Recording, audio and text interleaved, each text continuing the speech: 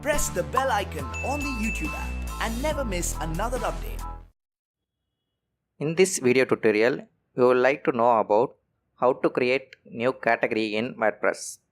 First up, left side the all post section, there is an option for categories. Click on these categories. Then the categories page will be open. There is an option for add new category. First you must need to add the name.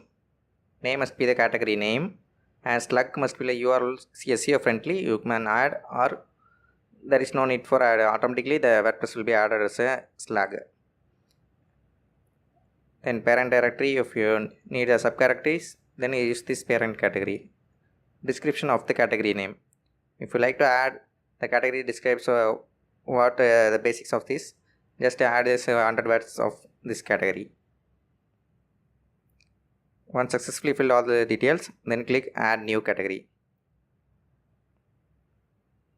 There is a right side box, the category will be added. There is an option for edit, quick edit, delete and view. Right click to open with new tab to view this category. Okay, site will be open.